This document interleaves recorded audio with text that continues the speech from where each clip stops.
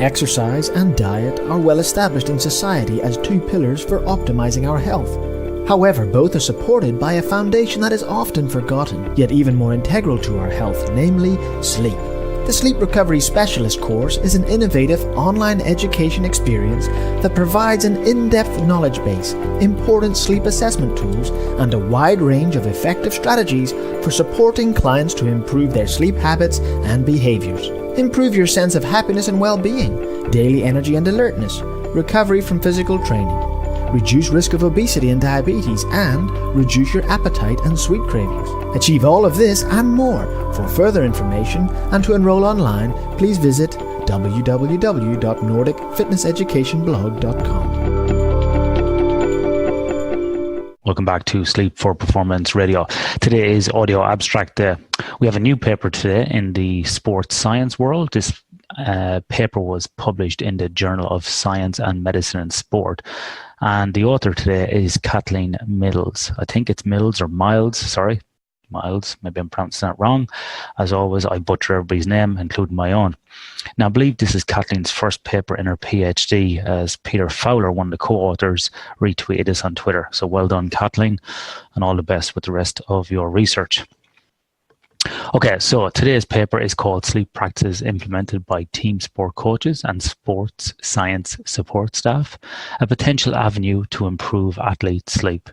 I always love the lengthy titles of papers. Maybe I'll try and make mine more lengthy. Anyway, so as we know, sleep is essential for optimal health, performance and recovery. Whilst most athletes, coaches and support staff recognise the importance of sleep, evidence suggests that high-performance athletes can experience habitual impairments of sleep quality and quantity.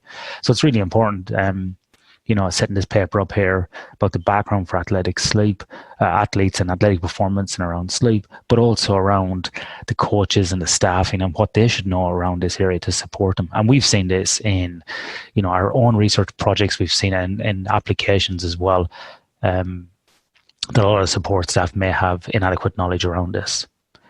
So, as Kathleen says here, despite the need for and benefits of athlete sleep education, information regarding the sleep interventions and recommendations provided by coaches and support staff, who have a crucial role in providing behavioural and performance-related advice to athletes, is lacking.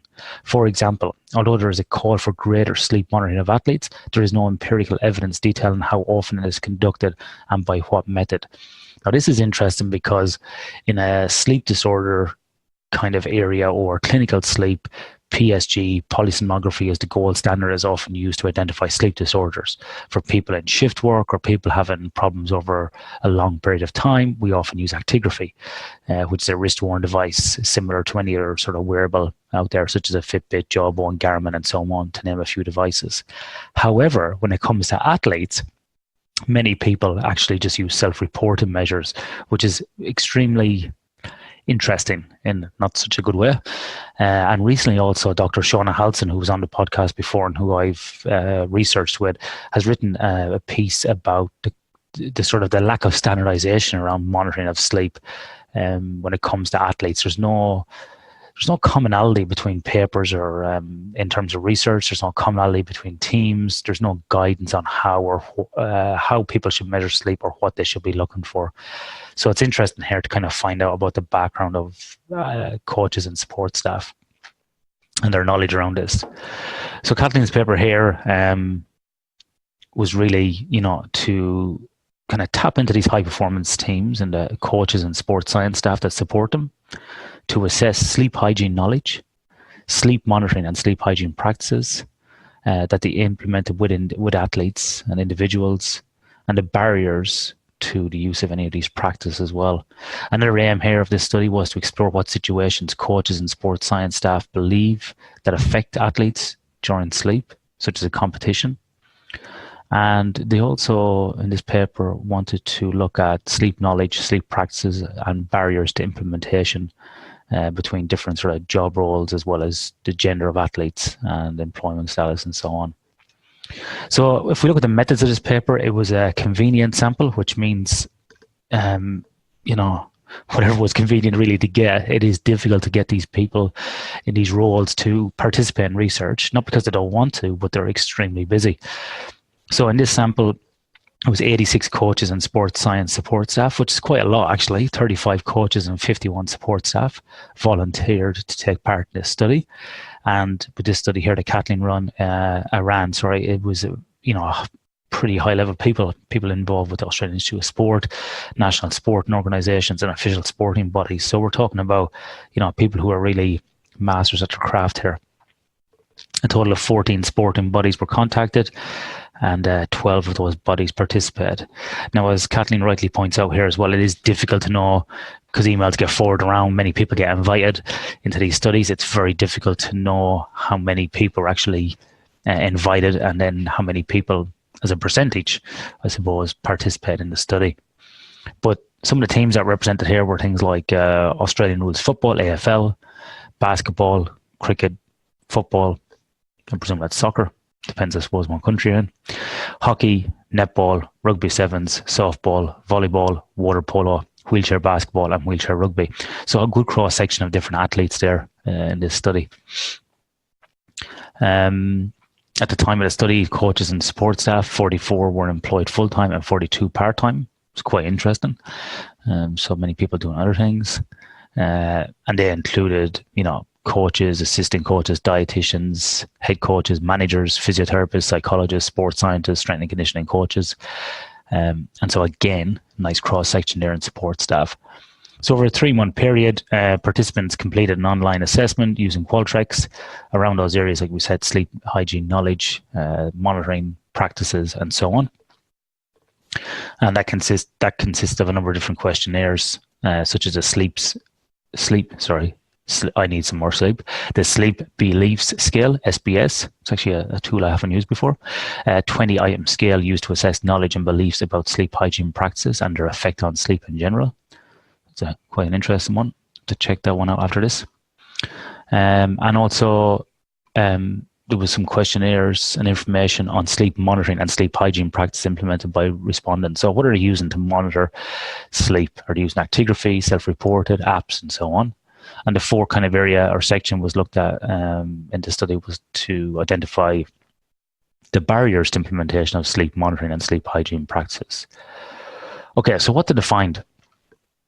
So the results of this study show that there was a significant difference between coaches and support staff for the SBS, or the Sleep Beliefs Scale, wake cycles behavior. Overall, sleep hygiene knowledge was adequate, as was the SBS factor, sleep incompatible behaviors. However, knowledge of sleep, wake cycle behaviors, and thoughts and attitudes about sleep were considered inadequate. I found this myself when I speak to sports teams or industry or, anybody sort of outside this field of chronobiology and sleep science, that they don't really understand what's happening. There's a lot of misnomers out there that we can just fit into a new time zone very easily. We can adapt, become night people.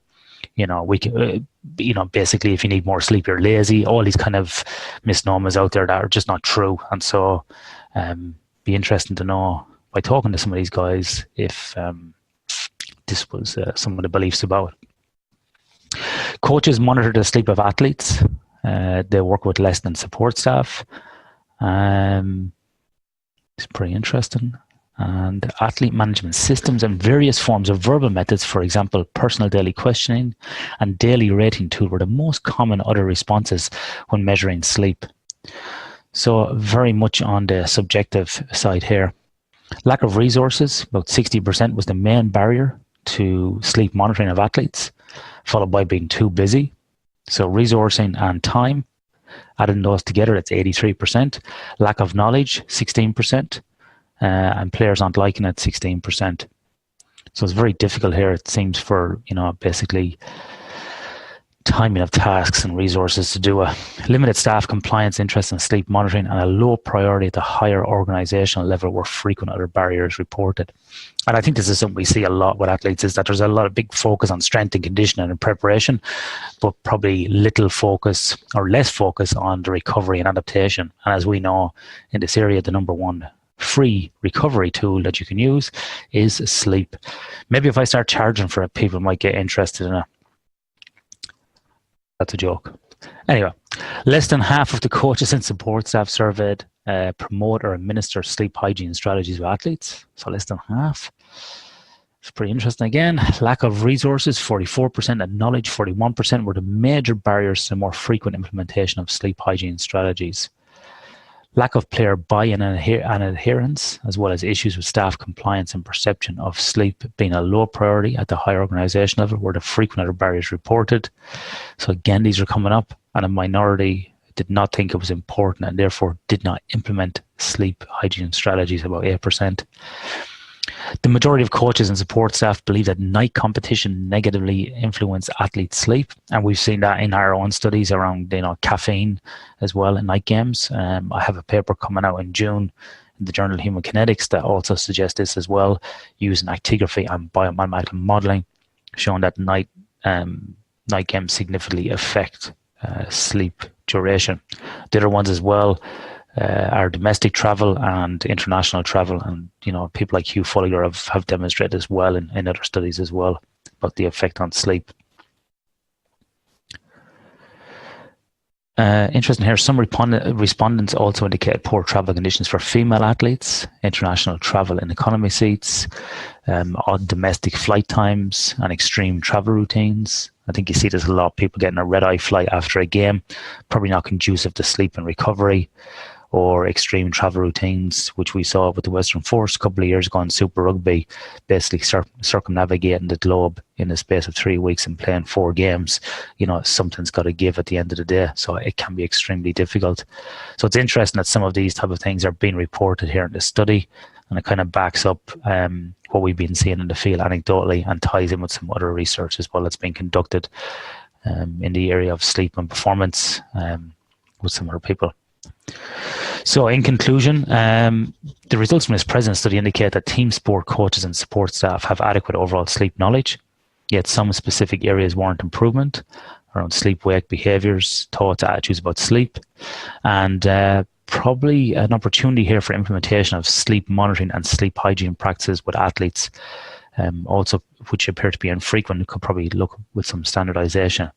Now, it's not to say you have to go out and spend thousands upon thousands of dollars on objective measuring devices, but even, some good basic sleep hygiene education information for a couple of hours may really benefit a team.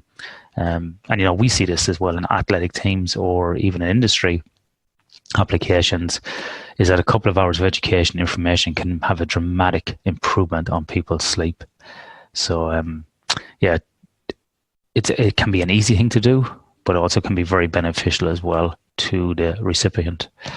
Okay, so that paper today, we will put the abstract in the show notes for that.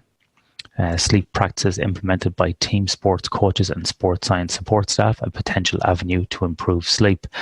Not only that, we will put in a link to the Sleep Health Foundation, where there is an easy to download PDF on good sleep habits that may actually help people spread the message on good sleep. Hope you enjoyed today's audio abstract. Thank you to Kathleen Miles for this paper, and the co-authors such as Peter Fowler, Bradley Clark, Kate Pumpa. These guys all affiliate with the University of Canberra and Queensland University of Technology, so well done on that. And until next time, sleep well.